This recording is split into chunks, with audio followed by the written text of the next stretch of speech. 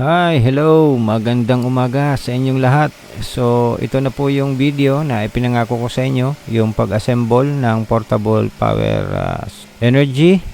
Yung unang video natin ay tinake up natin yung specific parameter setup ng 2000 Samdon na inverter. So, kung hindi nyo pa po napapanood yung video na yon, ilalagay ko po ang link dito sa baba, yung nasa side na picture. Yung link po niya na ilalagay ko sa description box para mapanood nyo. Now dito, ito yung tinatawag nating power wall. So, nag-assemble tayo ng plywood and pininturahan natin para fireproof. So, yan. Pinutasan natin sa gilid para dyan natin ilalagay yung mga wires na papasok at lalabas sa power wall. So after nito, i-set up natin yung mga solar gadgets natin dito sa loob. At ipapakita ko sa inyo yung detailed na pag-set up niyan, yung detailed na wirings. But before that, i-unbox muna natin yung mga solar gadgets na binili natin para dito sa project na ito. So dito, meron tayong inverters, meron tayong battery, yan, at meron tayong solar charge controller, breakers, and etc. So, marami po yan. Ngayon, alam na to ng iba. Pero dun sa mga baguhan, stay tuned para makita nyo yung step by step na pag-set up nito at pag-assemble. Para magkaroon lang kayo ng idea if ever na gusto nyo mag-DIY ng pag-assemble ng power wall, ng solar. So, at least meron kayong idea. Baka makatulong. So, ito yung in-order natin na battery, prismatic cell. Yan. Test yung voltage. Dapat pare-parehas yan. At kung hindi naman parehas, kailangan natin po mag-parallel charging para maano natin, ma-balance natin yung battery. Pero dito, hindi na natin yan ipaparallel dahil almost para-parehas naman. So, kung konti lang ang diferensya, madadala na yan ng equalizer natin or yung balancer. So, kayang-kaya na yan dalhin. Now, dito, ito naman yung bubuksan natin. Ito yung Samdon na 2000 watts na inverter. Ito ay hindi hybrid. Kaya sinabi ko dun sa video ko na minarapat ko na separate yung solar charge controller para maiwasan yung mga heating issues. Kasi dun sa una kong inverter na Samdon, hybrid siya. However, nagkakaroon ako minsan ng heating issues dahil dikit-dikit yung mga piyesa niya sa loob. But this 2000 watts na inverter ay maganda ito dahil belo siya sa loob. Kaya i-test natin. At ito po ay hindi sa atin. Once again, ito po ay pinagawa lang sa atin. In-order lang natin yung mga gamit. At ito ay sa kaibigan natin na taga-island. Ipapadala natin to doon sa kanya pag natapos na natin para isasalpak niya na lang or isi-set up niya na lang.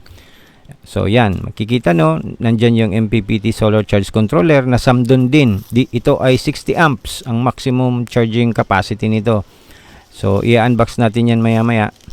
So yan, yung mga solar panels ay idadala niya na lang at isi-set up niya na lang doon. Kaya niya naman na i-set up yun, i-install niya lang sa bubong at i-guide din natin siya through video call or kung gusto niya, pwede na nating puntahan para matulungan natin mas madali at mas safe. Anyway, to continue, yan makikita natin yung mga rated current niya. So 60 amps yan yung may check. So buksan natin. So ito yung loob niya. Meron tayong manual, MPPT solar charge controller na manual. So ito yung unit. Ayan, napaka-cute niya. At may konting bigat din siya.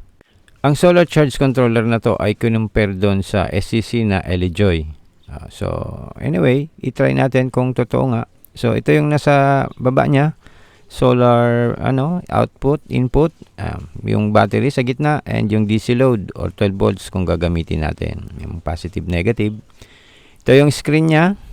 So, mamaya pagaganahin natin yan. Sa side niya ay meron din siyang mga connector. May temperature sensor. And yung RS45485. So, check natin yan in the future kung anong mga function yan. So, ganun lang siya. Dito naman sa right side ay meron siyang specifications. Yung MPPT solar charge controller na Wonder 2601224. Okay, maximum panel charge current is 60 amps.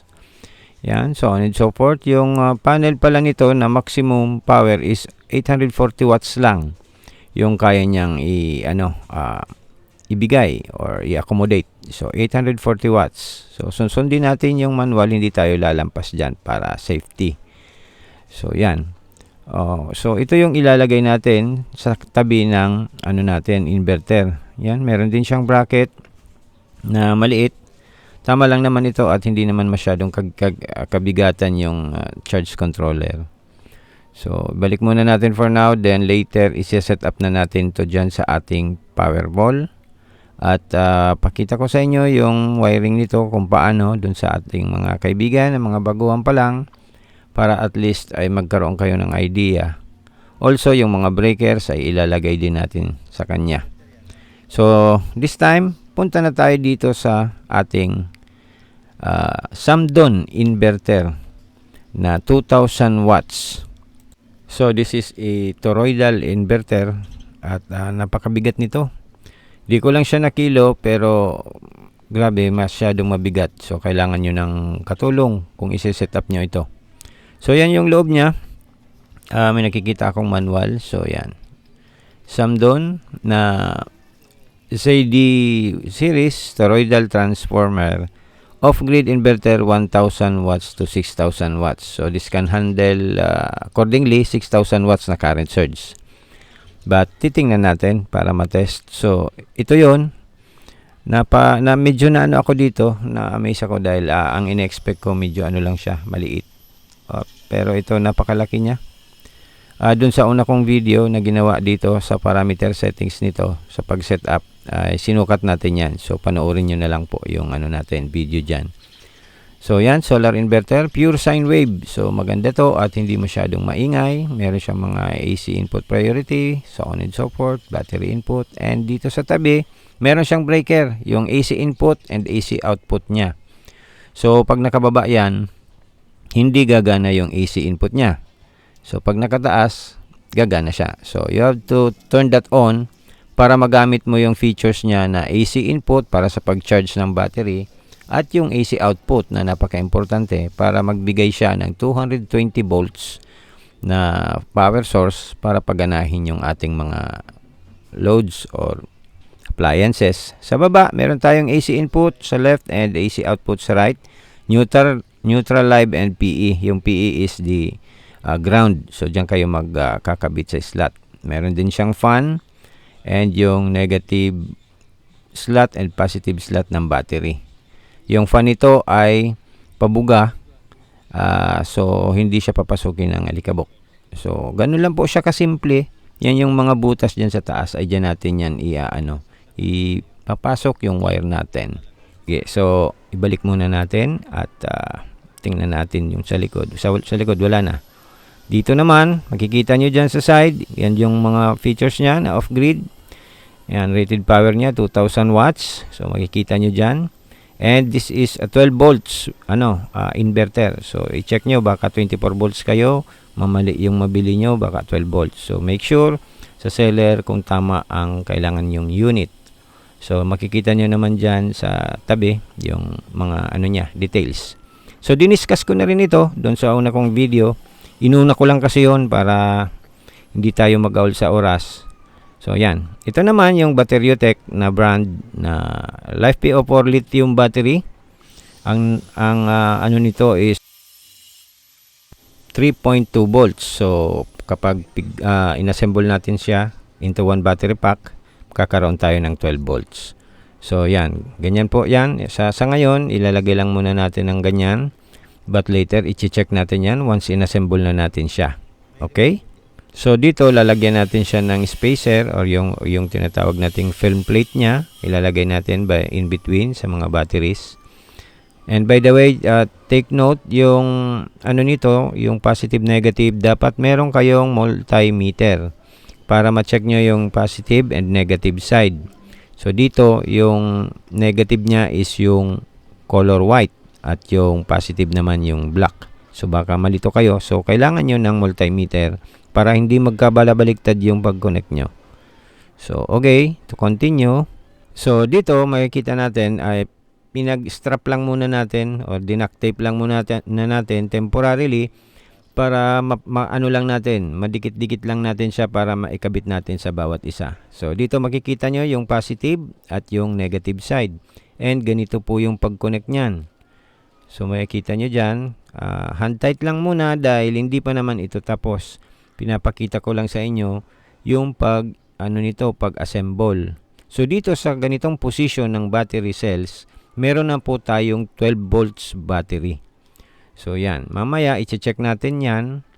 Ilagay lang natin yung mga bolts nya and nuts nya para ma-connect natin.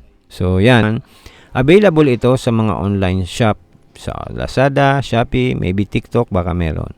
So i-ano nyo na lang po, i-discover nyo na lang. So ngayon, i-check natin, ito yung positive sa left side at negative sa right side. As of now, meron tayong 13.06 volts. Yan. Now, sa per cell niya naman, so buo na yon, isang battery pack na yon, 13 volts. So, first cell, 3.26. Second cell, 3.26. And yan yung per cell niya. So, dapat palagi nyong iti-test yan, 3.26, and the last cell is 3.26 o 26 or 25. Ayun, 26. Hindi kasi masyadong nadidiinan. Kaya pag nagte-test kayo, diinan nyo masyado para mabasa. Kasi minsan hindi masyadong magkakaroon ng contact. Dito, meron tayong mga terminal lugs. Instead of soldering, hindi na tayo gagawa noon na isinosolder. Gaganamitan natin to ng terminal lugs para lagyan ng wires, para i-connect natin yung mga equalizer natin and BMS in the future kung kinakailangan. Ito rin yung nasa likod niya, may bracket siya. So yan, ganyan yung paglagay para i-set up nyo sa power wall. So dito, yan lang muna. Pasiguro lang sa mga strap para hindi gumalaw. Dito naman sa baba, meron din siyang bracket. Yan. Itutornilyo mo lang yan, then itutornilyo mo na siya sa wall. Yan lang po ang ano niya, ang bracket niya. Wala nang iba. So, yan. After natin tong ma-assemble, ay ilalagay na natin sa power wall. Okay, so yan, naikabit na natin. Siyempre, ginamitan natin ng yung level para makuha natin yung yung pantay. So yan, dito nilagay natin siya sa gitna at dito yung battery. Sa baba lang muna, temporary.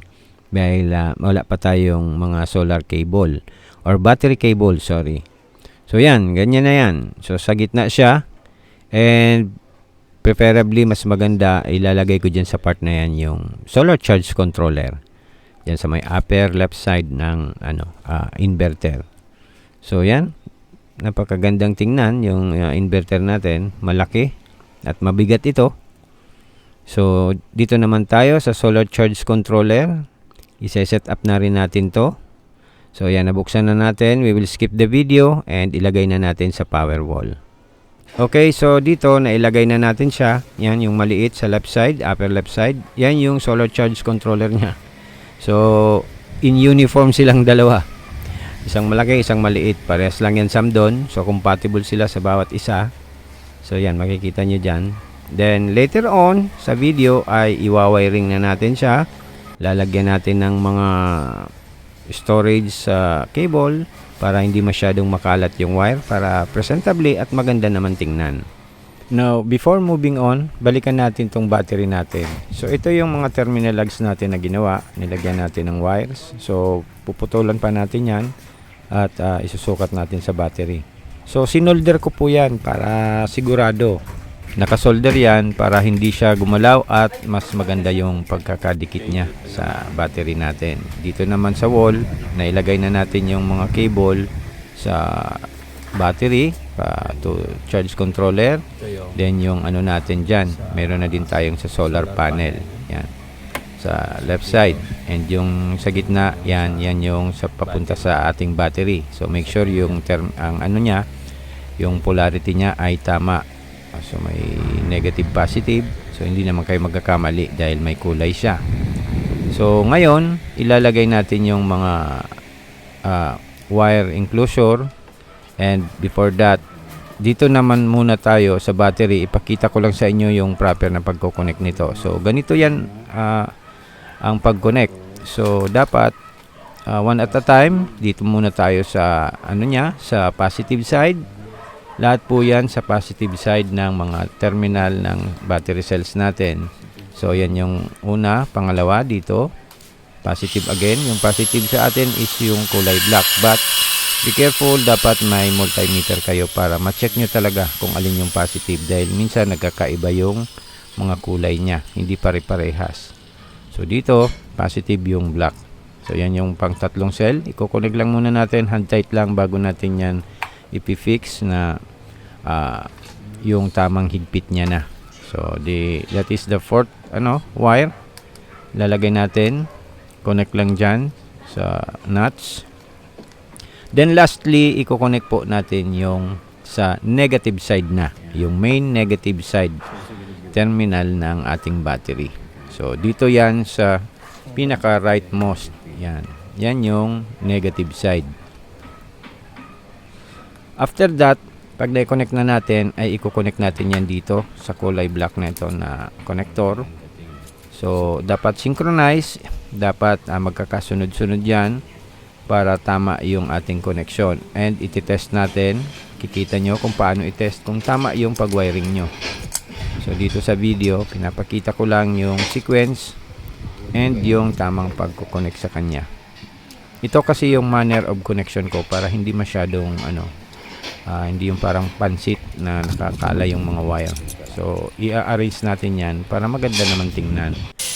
So dito connect na natin. Yan, makikita nyo. Connected na yung connector natin na kalimutan kong tawag nito. Anyway, ilalagay ko dyan sa description box. So, ganyan. Ganyan lang siya. And then, dun sa kabila, sa leftmost na portion, dyan, buksan muna natin. Dyan natin i-connect yung ating equalizer. Yan, dyan. Or BMS. So, hindi na kayo mag-aabala na magsosolder pa at magko-connect pa sa mga battery cells niya. Diyan na tayo. Diyan na yung input and output niya. So, ganyan po yung pagkakagawa ko. Sana ay malinis. At alam ko kung kayo ang gagawa, mas mapapaganda pa ninyo yan. So, now, i-test natin. At ganito na ang pagtetest. Dito na tayo. Hindi na tayo rekta sa mga terminal cells ng battery. So, dito na tayo sa ginawa nating connections. So, dyan. Pakita ko lang para, para makita nyo lang. Yan, dyan. Lagay natin dyan. And, unang-una, yung battery voltage muna. So, dyan, may makikita tayong 13.06 volts. Then, dapat synchronize naman yon. Yung first cell, second cell, dapat pag inano nyo siya, inisa-isa nyo siya, 369 to 13 volts. Yan, ganyan. Then, yung per cell naman. First cell is 3.26. Second cell, 3.26 volts. Third, 3.26, and the last cell is 3.26. Okay, so tama yung sequence. Ganun po yung pag-check kung tama yung pagkakakabit mo, yung synchronization nyo. Now yan yung ating equalizer na 5 amps or balancer. Ito naman yung sampling cable nya. Dito hindi kayo magkakamali dahil may color coding yan. So regardless of the color, basta yung black dyan ay dapat nakalagay sa black or negative portion ng ating battery. Bago natin yan i-connect dito sa ating equalizer. So, pero bago nyo po i-connect yan, again, iti-test nyo uli yung sampling cable. I-ano nyo uli siya. I-test by using your multimeter. So, importante may multimeter tayo. So, yan. Ganyan po yung itsura ng equalizer or balancer. Pag naikabit na natin yan, yung likod ng balancer ay may ilaw po yan. Available ito sa Shopee, Lazada, and or TikTok. So, hanapin nyo na lang po. Type nyo lang equalizer or balancer na 5 amps for prismatic or lithium batteries. So, madali lang naman hanapin yan. At mura lang naman ito. So, then dito, mamaya ay isa-set up na natin yung mga wires niya. So, dito tayo sa battery. Yan. So, na-connect na po natin yung equalizer natin na sampling cable. But before connecting the equalizer or the balancer, again, you check the connection. So, yan. Black, green, yellow, white, and red. So, yung black dapat sa negative side ng ating battery. Then the rest positive na po yan, basta dapat sunod-sunod lang. So dito na naman tayo mag-check sa sampling cable. So yan, overall charge niya is 13.6 volts, 13.06, sorry. So again, yung sequence ng pag-charge ay ng pag-check, yung 3, 6, 9 volts and so yung 13 volts. So dapat 3, 6, 9, 13. Yan yung ano niya, sequence. Pag nakuha nyo yan ng tama, okay yan. So dito naman, yung per cell again, check nyo rin. 3.26. Then yung next cell is 3.26. So dapat hindi siya nagbabago. 3.26 and the last cell is 3.26. Okay, so goods. So ngayon, at tama na yung connection natin, that's the time na i-connect nyo na yung ating equalizer. So iilaw yan sa likod kung successful yung connection nyo. Yan. Yan. Tingnan natin. Yan. May ilaw siya. So goods yan. Hindi po yan na-off. Palaging nakailaw yan. That's the indicator na gumagana yung ating balancer. So pagandahin nyo na lang po yung pag-connect nyo. So dito, lagay ko lang muna dyan. At in-strap lang natin or zip tie. So yan na po. Natapos na natin yung battery assembly and yung connection ng equalizer. So lalagyan na lang yan ng BMS in the future kung gusto nyong lagyan. So it is a must na may BMS. But dun sa iba, kung ayaw nyo, so nasa sa inyo po yan. So natapos na natin yung battery natin. Now let's go back to the power wall. So dito, mag-uumpisa na tayong mag-wiring dito para isasalpak na natin yung battery niya at mapagana na natin yung ating toroidal inverter para matest na. So dito nakalagay na tayo ng mga wiring enclosure niya. So yan, ile-level nyo rin para pantay. Then itotornilyo nyo lang yan sa sa power wall. So yung diskarte sa presentation kung anong gusto nyo ay nasa sa inyo na po yan. So ito naman yung namin dito, yung pagkakagawa. So dapat ay meron kayong mga idea ng mga structure niya. Depende sa anong gusto nyo. Anyway, ang importante dyan ay tama yung mga connection. So after this, na ifo-forward lang natin yung video. Then i-connect na natin yung ating mga battery na ito. Yung ating battery. And lalagyan din po natin ito ng yung PCEM. Yan. Dito makikita nyo sa video. Ito yung PCEM 015 na 12 volts. At meron po itong shunt. Itong shunt na to, ang kinuha ko ay yung heavy duty na 300 amps. So available dito ang 50 amps, 100 amps, 200 and the 300 amps. So ito yung pinakamataas niya. Yan, makikita nyo dyan, 300 amps, 75 MB. Yan yung pinili natin para heavy duty at walang problema in the future. So yan yung dadaan dyan yung current para basahin ng ating PCEM. Excuse me. So now dito yan sa negative side portion ng ating battery. So pwede nyo yan ilagay sa papunta na sa solar charge controller or sa ating inverter. Kung saan nyo gusto. Kung gusto nyo sa papasok from the solar charge controller going to battery para mabasa nyo yung pinapasok na power ng solar panel natin, or gusto nyo rin ikabit sa inverter para basahin nyo yung output o yung nilalabas sa battery natin. So napakaganda nito at napaka-importante. Indicator ito ng lahat ng mga nangyayari sa ating solar power. Nakikita dito yung natin, yung resistance, yung amps, yung wattage, yung voltage, so on and so forth. Pati running time meron yan. So ilalagay ko po sa description box ng video na to yung detailed calibration ng PCEM, yung pag-wiring niya kung papaano, para meron kayong guide if ever na gusto nyong gamitin. So lahat po ng mga ginagawa natin dito, yung mga video na natapos natin ay ilalagay ko lang sa description box. I-check nyo na lang po at i-click nyo na lang for your own personal consumption. So again, beware lang ang maging maingat kayo dahil you are dealing with 12 volts and 220 volts. So please, maging maingat po tayo and safety first. Ngayon dito nilalagay na natin yung breaker ng AC. So dito ang dadaan na is 220 volts or more going to your loads or sa bahay nyo from your inverter na. So, i-connect natin yan dyan. And meron na din dyan sa katabi niya, may plug na yan. So, ready na siyang gamitin. Once ma-connect natin yan sa inverter, doon sa output ng inverter, ay magagamit na natin yung ating solar setup. Then, yung breaker sa tabi na nilagay ko ay papaliwanag ko mamaya. So, dito sa baba, yan, ikita nyo yung mga slot niya.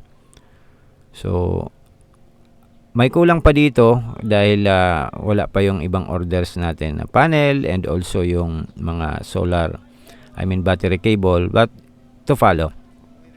So, i-check nyo yung ano natin, mga breakers, para makita natin kung tama yung wirings nyo. And dapat, wag masyadong magmadali. Do it one at a time para sigurado tayo. Wag magmadali para walang rimalaso. So, yan. Yung live and neutral ay i-connect na natin. Yung live is the red wire and yung black is the neutral wire natin. Ngayon, ito na yung battery natin. Nailagay na natin yung PCEM. Yan, gumagana na siya. Maganda na. And kung gusto nyong makita yung pag-wiring niyan, hindi ko na pinakita dito dahil it will take time at masyadong hahaba ang video. So, check the description box na lang po.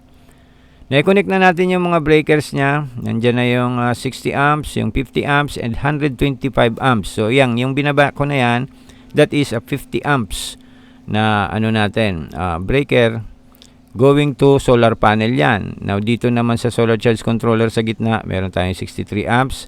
At yung sa inverter natin to battery, 125 amps yung malaki. So, yan. I-connect na natin. And sunod nating i-connect dyan is yung ating battery. Now, nailagay na natin yung battery dito sa sa gitna lang muna. And ipapaliwanag ko lang ng saglit. So, negative side and the positive side ay dadaan dapat yan sa breaker. Then, from that breaker na 125 amps, pupunta yan sa ating inverter. So, yung shunt nandito sa negative side, going to the breaker, papunta ng SCC or Solar Charge Controller. Okay? Yung negative and positive. So, pag inon natin yan, dapat umilaw na o gumana na ang ating charge controller. So, yan, gumana na siya. Nag-power on na yung ating charge controller. So, that is the sequence po. Wag muna yung solar panel na breaker ang itataas nyo. Dapat una ang breaker ng battery. Palaging ganyan. Para hindi masira ang charge controller nyo. So, dito, later on, I will discuss this solar charge controller. Detailed lang para sa kanya yung parameter setup niya kung paano ito sineset up, paano kino-customize yung mga details niya. Later in the future. So, subscribe lang po kayo dyan para ma-notify kayo kapag lumabas na yung mga video natin. So, okay. So, ngayon, i-power on natin yung ating inverter. Yan. So, for your information, baka mapansin nyo, hindi po yan dumaan sa breaker. Rekta po yan from battery going to inverter. Pero, wag nyong gagayahin. Dahil ginawa ko lang yan temporarily dahil bitin po yung battery cable natin. Hindi pa kulang pa. So, tinest ko lang para i-charge yung ating battery para makita natin and matest. So, bantayan nyo lang. Pwede naman yan, bantayan nyo lang. Anyway, wala pa naman tayong mga loads na ilalagay dito. Kung meron man ay yung mga light loads lang, mga ilaw, electric fan, ganun lang muna. So, i-check natin yung output. Itong output, babalikan natin, hindi yang gagana kung hindi nyo i-on yung sa side. Yan, dito. Meron yang output na breaker. Yan, yan. Dapat nakataas yan. At ito naman yung input kung magcha-charge ka. So, itaas natin yung yung output. Yan. So, pag naitaas na natin, dapat meron na ditong lumabas na 220 volts or more. Basta wag lang lalampas ng 270. Abnormal na yon. Yan, 222 volts. So, para parehas yan, lahat ng slot ay merong 222 volts. So, maganda. Gumagana na yung ating inverter. So, right then and there, pwede na kayong mag-plug in ng mga loads nyo or appliances dyan. Dito naman sa kabila, may output yan. Papunta na yan sa solar, sa panel power. So, panel ng natin bahay. Kung gusto nyong gamitin na siya na yung magbibigay ng power sa lahat or kabuuan ng inyong bahay. Now, dito sa kabila, kung gusto nyo lang gamitin, pwede rin kayo mag-extension wire dyan. So, optional, meron kayong pipilian. So, ngayon, nakahanging lang muna yung breaker natin dito dahil kinulang pa tayo ng battery cable. But, at the end of this video, may ilalagay na din natin yan dyan. So, yan lang muna. Kasi inabot tayo ng ilang araw dito sa pag-assemble nito dahil syempre, yung ibang orders ay hindi naman sabay-sabay dumadating. So, kailangan nating antayin. But, habang nag-aantay, ginawa na natin para hindi masayang ang araw. So, ganyan yung ano niya, setup and pagka-assemble niya. So, as much as possible, itago nyo yung mga wires para hindi makita, para magandang tingnan, presentable, at hindi yung maraming wires na parang pansit. So, later on, ito namang ating battery ay lalagyan natin ng enclosure yan. Lalagyan natin ng case yan para hindi ganyan. Kaya temporary lang yan. Okay, now let's go to the last part of the video. So, yan, i-connect na natin lahat yung wiring. And yung ating battery dito ay nalagyan na natin ng casing. So, yan na yung kabuuan niyan. Ipasok na natin yung battery. Meron siyang handle. And as of now, ito yung consumption na makikita natin dyan. Meron tayong 13.2 volts at 1.45 amps. Yung 1.45 amps po, ayan yung consumption ng ating solar charge controller. Kaya meron din yung consumption. So, yan makikita natin yung amps. Yung wattage niya is 18.5 watts. Gumagalaw yan. Meron din tayong energy or kilowatt hour. So, meron tayo dyan na reading na 1.05 kilowatt hour. And dito, 79.7 AH yung naubos na natin sa battery for few days. So, ang ginagamitan lang natin ito is yung mga ilaw lang at electric fan. Meron din siyang external resistance, 9.5 ohms. Yung state of charge is nasa 100%. And yung running time, 63 hours and 29 minutes. So, iniwan lang kasi natin to dito. Hinayaan lang natin siya. Nag-automatic na lang yan. And dito, pag nalobat siya, automatic nag-charge yan dito. Yan. So, i-verify nyo na lang yung video kung paano yung ginagamit. And dito naman yung ating output side. May connection na yan dyan. And dito makikita natin sa wait lang. Ka-one-hand lang tayo. Yun. Yan. Naka-on na yung solar charge controller natin. And dito sa mga breakers niya, pasensya na, mag-isa lang tayo ngayon. Yan. Yan yung breakers. Nakababa yung dito sa leftmost na breaker. Kasi dito po yan nakalagay. Meron na tayong nilagay dito siguro na MC4 connector. Ito na yung papunta. Yan.